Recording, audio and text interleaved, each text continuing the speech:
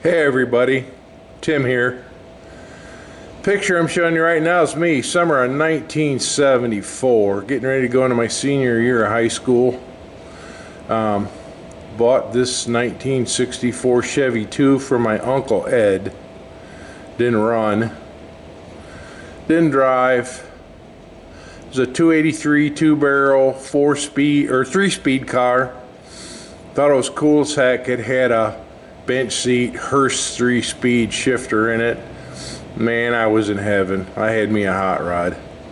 Drug it home with a chain, probably about 30 miles. My dad was so mad at me. My dad was not a car guy. He, never wanted more than 2 vehicles in the yard at a time.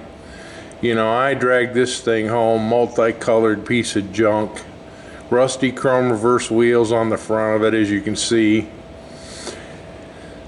I was in heaven, but he sure wasn't. But fortunately, at the time when I was going to Penn County Vocational School for auto mechanics, knew a lot of guys in the welding shop taking welding classes and stuff. And the problem I had with this car was that there was no Z-bar in for the clutch.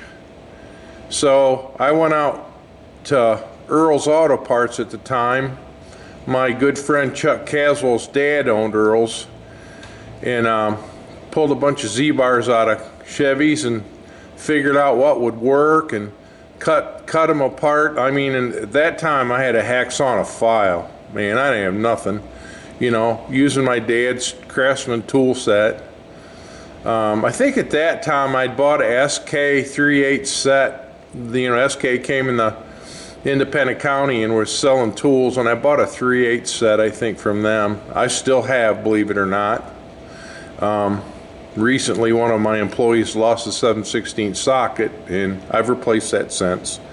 No harm, no foul. I'm not trying to be mean, just life, Got this thing running and driving. And Penn County was probably 20-25 miles away, and most people wouldn't have drove this junker around the block, but yeah, I was in heaven. That was the start of it all right there. That's probably why I'm such a Chevy II junkie, is because of this car right here. I've owned several of them in various stages. The 66, 67s were my second favorite, but the first gens were the best in my opinion. So yeah, a lot of support from my mom.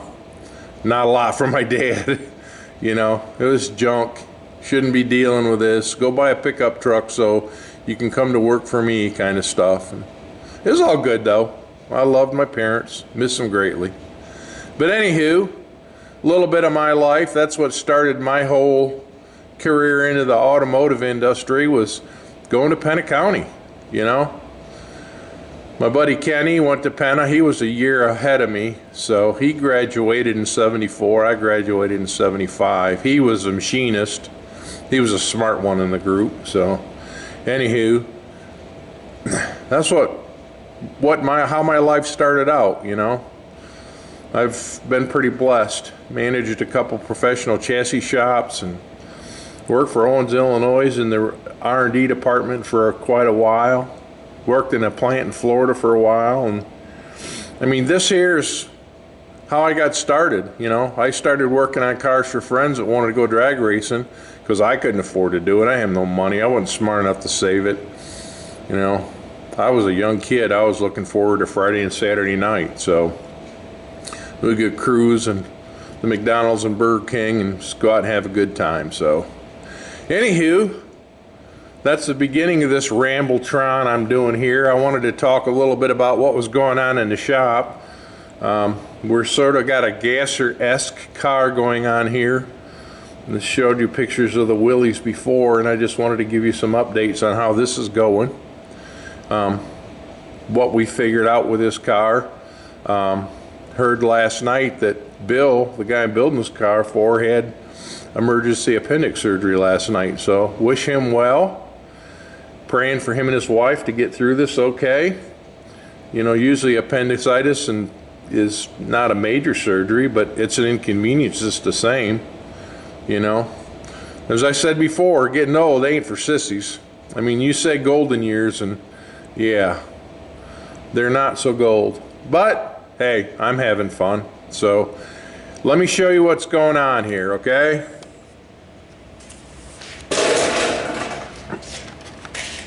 Oops, look at this big thing.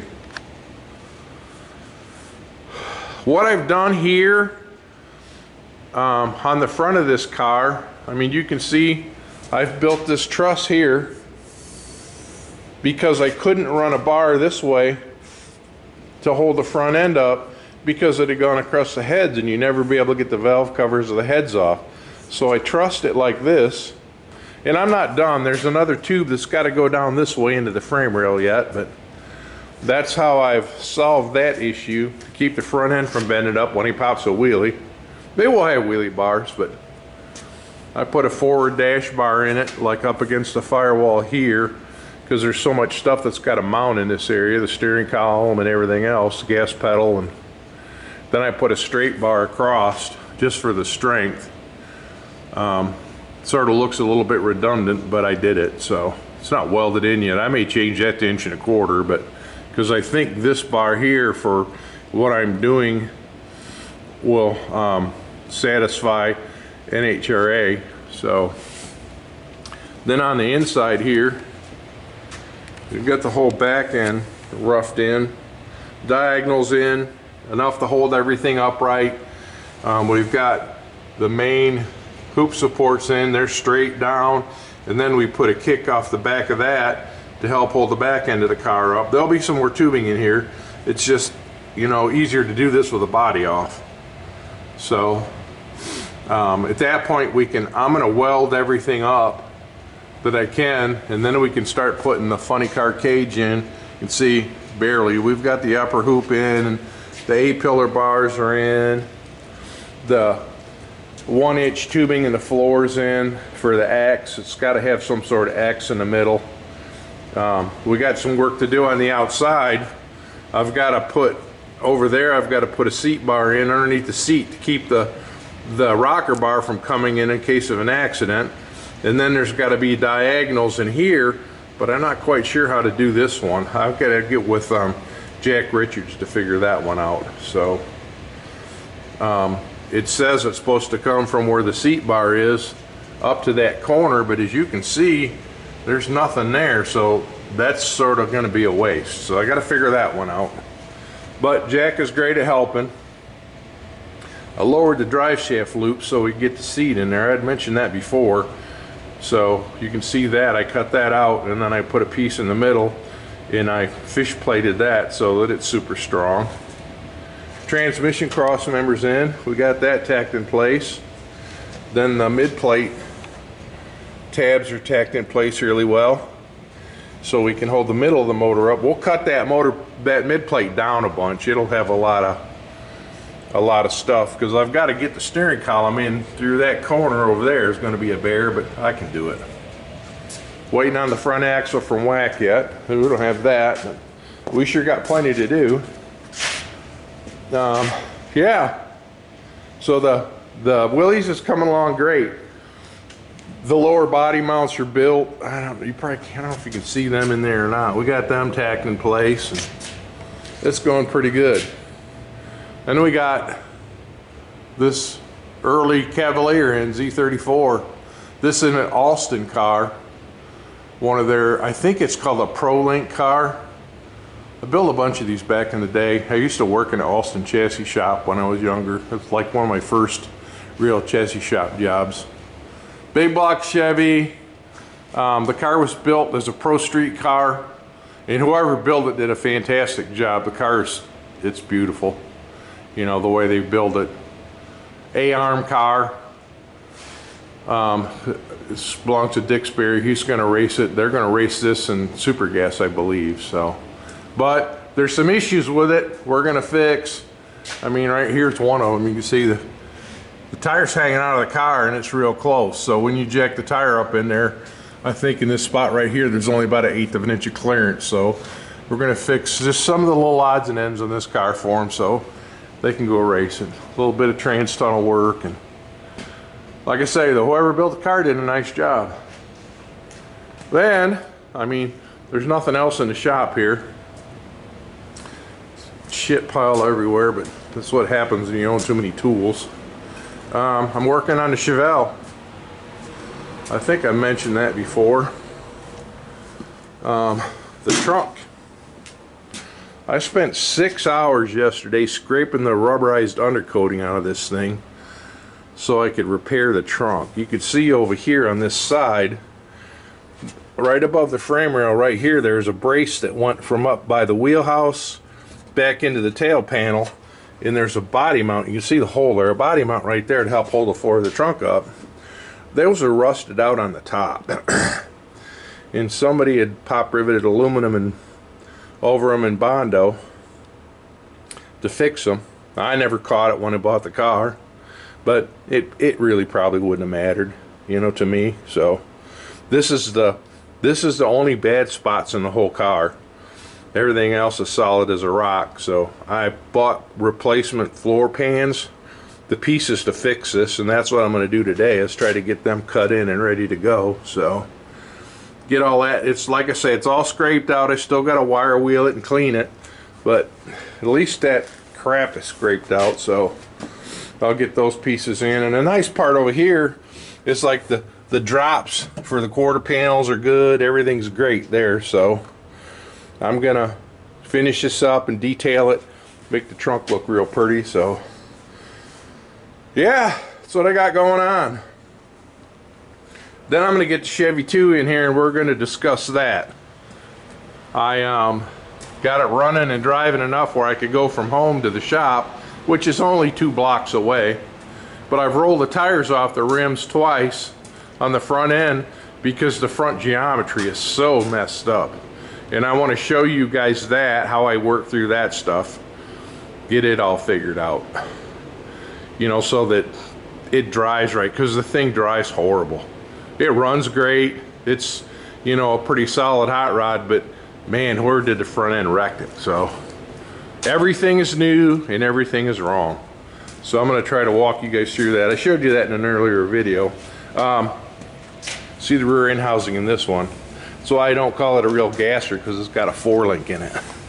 And you can see the way that we've had to build this is the brackets are hanging way below the frame rail. But I'll put a bunch of gusseting in. We got a piece of 1-inch up front now. I think you can see that going into the frame. But there'll be tubing going the other direction. Now we know what to do for the drive shaft loop and everything. We'll put the bottom on and we'll triangulate all that stuff.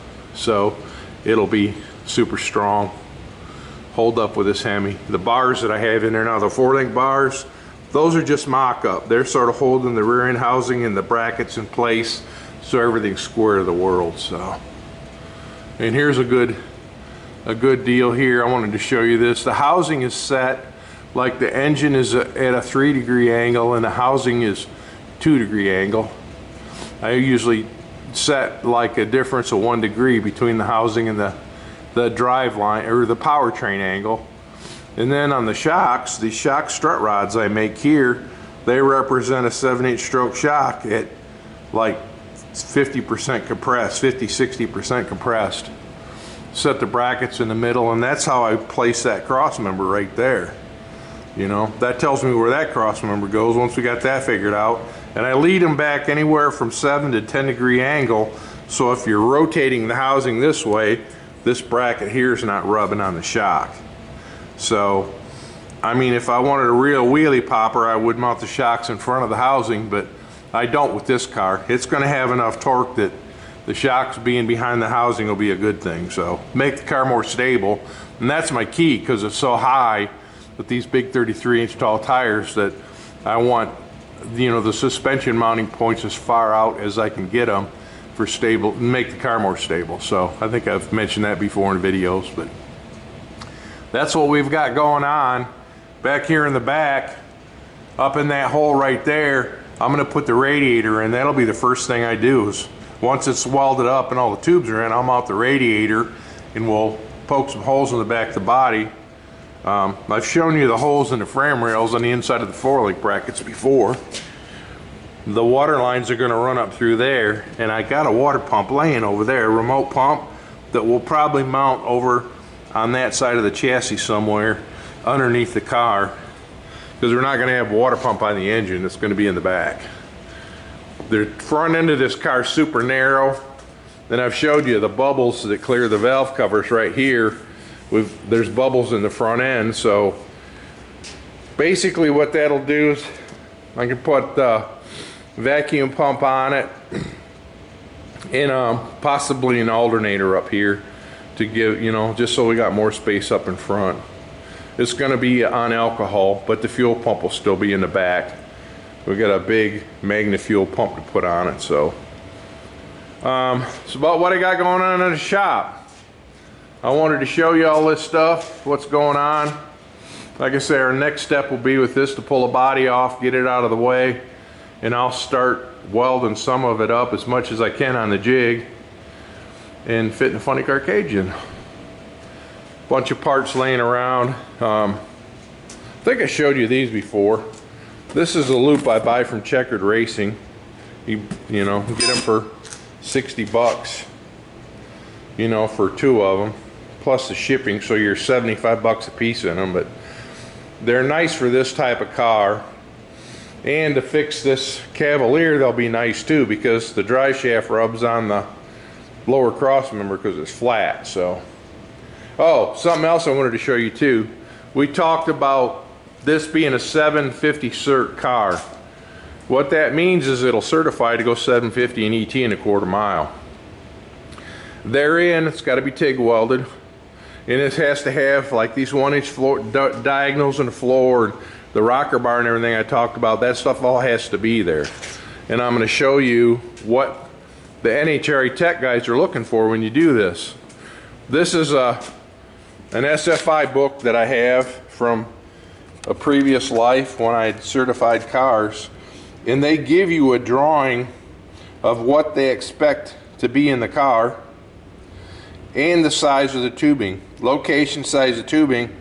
When they certify a chassis, this is all they're certifying. They don't care about the front end, they don't care about the back end, they care about the driver's compartment and driver safety. That's what matters to NHRA, and when they certify a chassis, that's what they look at. So when guys see chassis that maybe somebody's done something hinky in the front end or the back end, it doesn't matter. NHRA don't care. I mean, they may look at it and say, you know, for safety's sake, stuff that needs to be done, but this is all they care about. And when they certify a chassis, they'll check, they do a chemical test to make sure it's chromoly, because it has to be chromoly, or it can be mild steel, but when you build a car like this, it makes it so heavy it's pretty hard to do. So, but this is chromoly, and as you can see, there's different colors everywhere, and that tells you what size that tubing's supposed to be.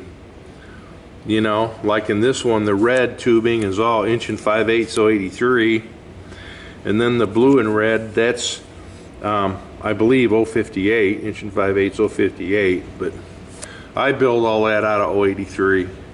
Like the dash bar can be 1 1/4". So it's all good. I'm working through all this stuff, trying to get all those pieces put in. That'll be the next project, but I just wanted to give you guys a heads up on what's happening here. So thanks for watching. I'll keep you in the loop.